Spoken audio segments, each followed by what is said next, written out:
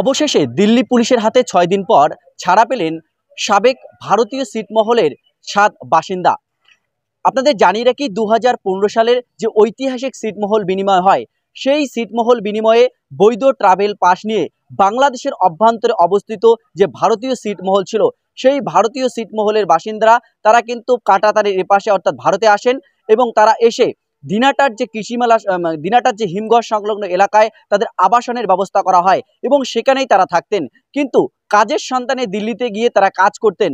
কিন্তু কয়েকদিন আগে দিল্লি পুলিশ তাদের বাংলাদেশি সন্দেহ 3 জন শিশু, 1 মহিলা সহ 7 জনকে আটক করে। তারা যেটা তাদের পরিবারের অভিযোগ ছিল, তারা বৈধ কাগজপত্র এবং যে বৈধ ট্রাভেল পাস সেটা দিল্লি পুলিশকে দেখিয়েছেন, কিন্তু তারপরও তাদেরকে ছাড়া হয়নি।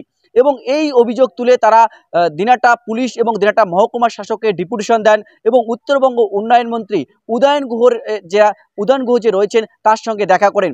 অবশেষে 6 দিন পর গতকাল রাত্রি তাদের কিন্তু ছেড়ে দেওয়া হয়। এ বিষয়ে কি বলছেন তার পরিবারের লোকজন আমরা শুনে নেওয়ার চেষ্টা করব। বললাম অবশেষে 6 দিন পর ছাড়া পেলেন।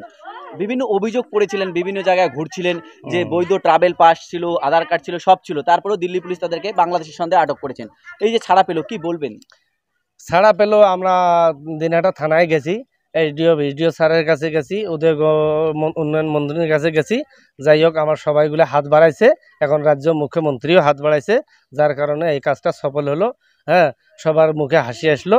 তা এটা আমি বলতে চাই যে এটা যেন আর কারোর সাথে হয় না, এইভাবে ওইভাবে বিরক্ত যেন কেউ হয় না। কেউ বাঙালি মনে করি তাকে বাংলাদেশি মনে করি যেন গ্রেপ্তার করে না, আর ওরা যেন এইভাবে অসহায় পড়ে থাকে না। তারা কোথায় রয়েছেন? না, এখন ওরা ছাড়া পাইছে, শুনছি ওরা ছাড়া পাইছে, যেখান থেকে তুলে আনছে ওদেরকে ভাটা থাকি, ইট ভাটা থাকি, আবার ওখানে ইট ভাটা ওদেরকে পৌঁছে দিচ্ছে। বাড়ি কবে ফিরবে? বাড়ি আসে নাই, এখন ওদের সাথে যোগাযোগ হচ্ছে, কথা হচ্ছে। ওরা বলছে আমি ভাটাতে আছি, আবার টিকিট বানাবো। ওরা টিকিট বানাইছে, ভোরবেলা গাড়ি মানে চলিল হয়, গাড়িতে বসে চলে আসতো এখানে। সে জায়গায় ওরা সন্ধ্যেবেলা, মানে আজকে সন্ধ্যেবেলা, যেমন কালকে ভোরবেলা গাড়িতে বসতো, আজকে সন্ধ্যেবেলা ওদেরকে তুলে নিয়েছে। এই জন্য বললাম যে কয়েকদিন আটক ছিল তারা দিল্লি পুলিশের কাছে, তারা কিন্তু তাদের সঙ্গে যোগাযোগ হয়নি। তারপরে আজকে যোগাযোগ হয়েছে না গতকাল রাতেই যোগাযোগ? না, কালকে যোগাযোগ হয়ে গেছে। হ্যাঁ, কালকে যোগাযোগ হয়েছে, আমরা ছাড়া পাবো। ছাড়া পাওয়ার পর কি বললো, কি রকম অসুবিধা বা কিছু হয়েছিল সেখানে, কিছু বলছে আপনাদের? না, ওগুলো অসুবিধা বলছে যে ওখানে আমাদের খাবার খুব অসুবিধা হয়েছে, তাছাড়া আমাদেরকে মারধরও করছে, খুব টর্চার করছে ওরা। হ্যাঁ, আমি আরো একজন ছিল, তাদেরকে তো উলঙ্গ করে মারছিল, মানে এরকম টর্চার করছে। খুব খুব অসহায় ছিল, ছোট ছোট শিশু ছিল ওদের কাছে। হ্যাঁ, আমার ভাইয়ের যে মেয়ে ছিল, ছেলে ছিল, খুব ছোট ছোট এরম ছোট ছোট শিশু ছিল, খুব অসহায় ছিল। আপনার যে ভাই ওখানে রয়েছে, এবার কি ভাবছেন, আবারও কি কাজের সন্ধানে দিল্লি যাবেন না এখানেই থাকবেন?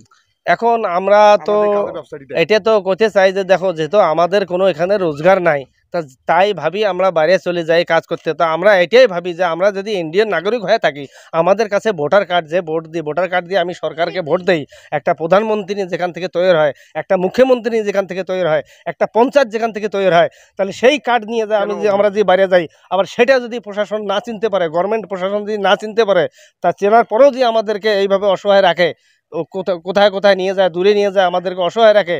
যে 2 টাকা 4 টাকা কাজ করে আমরা বাড়ি আসতে চাই, সে টাকাও আমাদের খারাপ হয়ে যায়, ওরাও কাড়ি নেয়, মোবাইলেও নিয়ে নেয়, তাহলে আমাদের কি হবে? তা পরবর্তীতে যেন আমাদের সাথে এইরকম হয় না।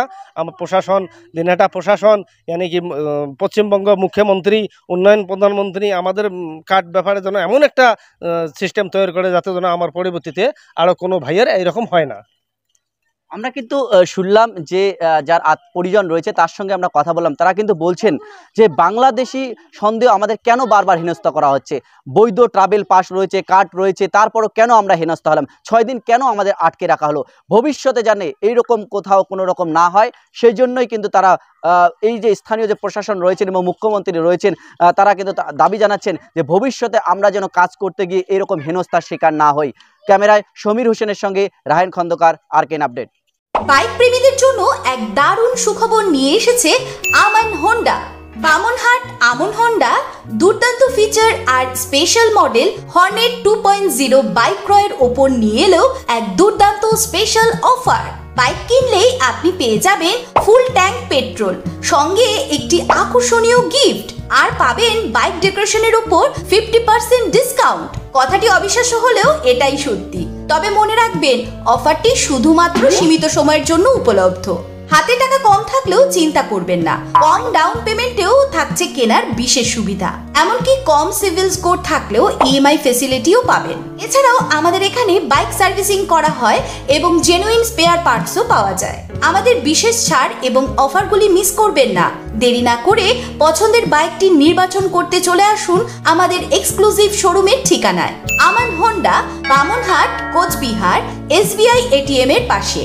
অফারের বিষয়ে বিস্তারিত জানতে যোগাযোগ করুন এই নম্বরে। খুশিকে আলিঙ্গন করুন আর বাড়িতে নিয়ে আসুন আপনার পছন্দের বাইকটি। আমান হোন্ডা।